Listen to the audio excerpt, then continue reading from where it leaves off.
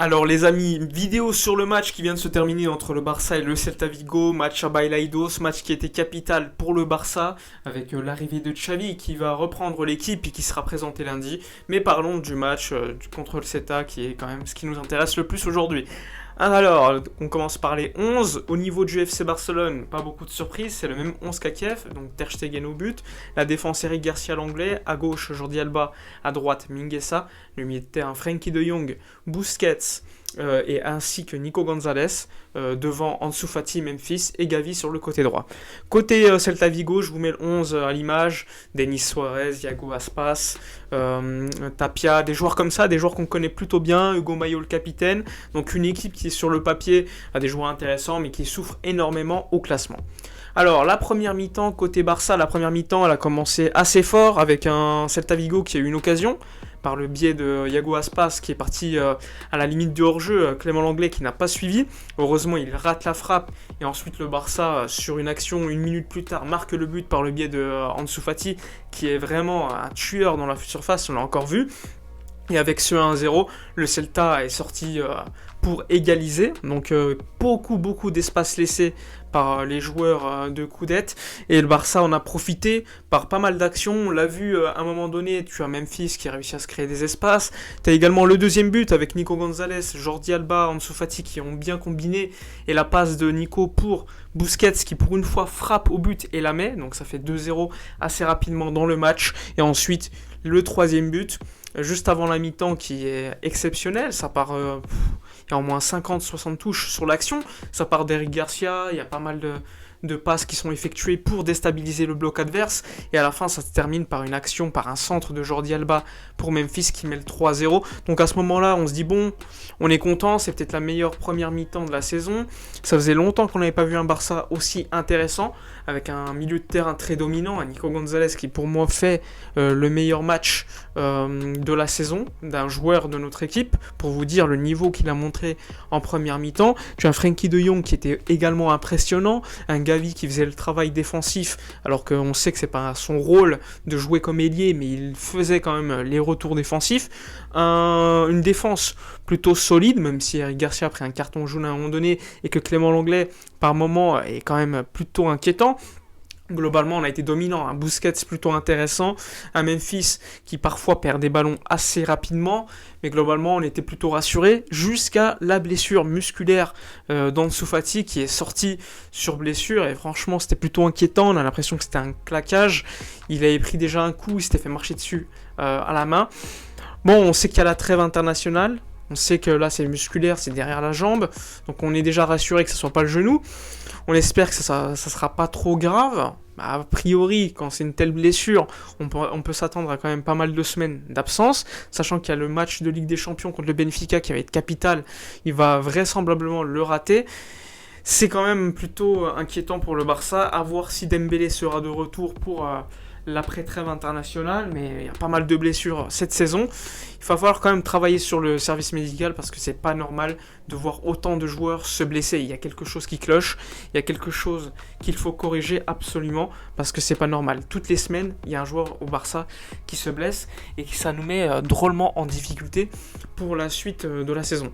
Donc globalement, sur la première mi-temps, c'est peut-être la meilleure première mi-temps qu'on a vue du FC Barcelone cette saison, avec le dernier match de Barjuan, une équipe qui a su garder le ballon, qui a su presser, qui a su défendre en bloc, qui a su attaquer les espaces. Pas mal de belles actions comme je vous l'ai dit, même si c'est plutôt le côté gauche qui a été mis en valeur plutôt que le côté droit, et c'est plutôt normal, hein. Mingueza c'est pas quelqu'un qui attaque, et Gavi était drôlement seul sur son côté. Mais globalement, c'est ce qu'on attend d'un match du Barça.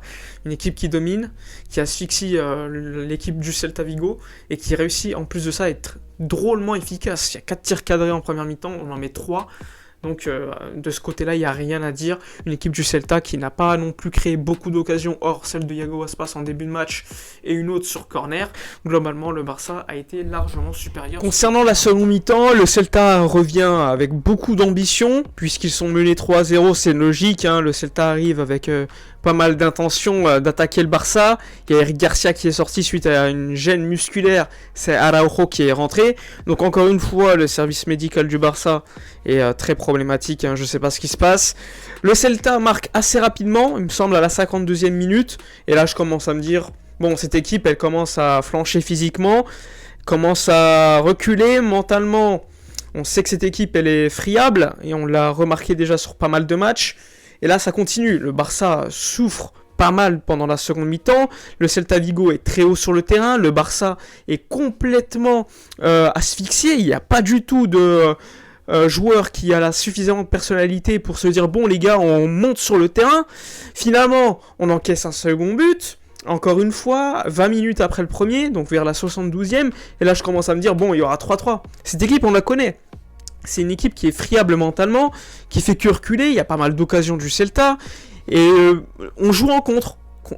On a une ou deux actions, il y a une barre de Frenkie de Jong, sinon il y a une frappe de Riqui Puig, mais globalement, il n'y avait rien d'autre, c'était nul. La seconde mi-temps était complètement cataclysmique. On a vu une rentrée de Riqui Puig qui a très peu apporté. On a vu la sortie de Nico Gonzalez qui nous a fait beaucoup de mal parce que Nico était selon moi le meilleur joueur du match. Enfin bref, on a vu encore une fois les mêmes problèmes. Encore une fois, les mêmes acteurs. Clément Lenglet ne peut pas être titulaire au Barça aujourd'hui. On l'a vu être énormément en difficulté. Busquets, lorsque le Barça n'a plus le contrôle du jeu et souffre, il est complètement à la rue. On le savait déjà, encore une fois. Et Ter Stegen, je suis obligé de vous parler de Ter Stegen. Il sort certes de deux bons matchs, mais là, le match qu'il nous fait, c'est pas possible. Il y a 4 frappes cadrées, on encaisse 3 buts. 3 buts. En plus de temps, il perd du temps exprès. À la fin, à la 95e, ça continue de jouer et on prend le but à la 96e. C'est vraiment pas possible. C'est une équipe avec tellement de défauts, mentalement, c'est pas possible. Il y a des joueurs avec beaucoup de talent, certes, mais il y a certains joueurs qui, à mon avis, mentalement, n'y sont plus depuis longtemps. Quand tu as des joueurs qui ont connu Anfield, Rome, qui ont connu le Bayern, le Munich, c'est bon. On sait que physiquement, que mentalement, ils sont plus là. Et ils continuent d'être titulaires dans cette équipe. Alors oui, le Celta a mis beaucoup d'ingrédients, mais dans cette équipe qui a quand même pas mal de jeunes, les vétérans, ceux qui ont normalement cette tâche de dire à l'équipe, bon, on se reprend, on contrôle le ballon, on met de la personnalité, on essaie de contrôler le jeu pour calmer tout ça, eh bien ils étaient pas là. On a vu un Memphis qui jouait avec des Timberland, c'était pas possible. Je sais pas s'il a pris des crampons avant le match, mais il a su garder aucun ballon. On a vu une entrée de Baldé qui était bof, et encore, je peux rien lui dire, il a joué attaquant sur le côté gauche alors que c'est un latéral. On a vu l'entrée de Abdé qui a essayé de montrer des choses quand même en contre-attaque, mais globalement que c'était faible. Et à la fin du match, on a vu que mentalement, l'équipe elle est morte. Psychologiquement, l'équipe elle est morte, elle est au fond du trou. Et on le savait déjà. T'es juste avant la trêve internationale, t'as l'occasion de prendre 3 points pour remonter au classement. Tu gagnes 3-0 à la mi-temps, tu montres peut-être la meilleure première mi-temps de la saison, et tu te prends 3 buts en seconde mi-temps. Non mais c'est pas digne d'une équipe de première division. Même Cadix, même Bilbao, n'importe quelle équipe prend rarement 3 buts en seconde mi-temps. Et nous, on le fait, alors que tu es le Barça. Ça, c'est pas normal. Et de toute façon, cette équipe, elle commence à nous rendre fous. Enfin, elle commence. Ça fait déjà pas mal de temps déjà. Xavi aura beaucoup de travail avec cette équipe. Il y aura pas mal de trucs à changer au niveau service médical, au niveau de la mentalité de certains joueurs, et évidemment au niveau de l'effectif, il faut changer de toute façon. Il y a des joueurs qui ne peuvent plus jouer au Barça, et vous le savez, on en a déjà parlé pas mal de fois. Enfin bref, je suis plutôt énervé, parce qu'on commençait très bien le match, et il y a eu les blessures et le mauvais résultat. Le 3-3 pour moi est intolérable, juste avant en plus la trêve internationale. Enfin bref, dites-moi dans les commentaires votre avis sur ce match, etc. etc. Abonnez-vous, je vous dis à la prochaine, et d'ici là comme d'habitude, portez-vous bien.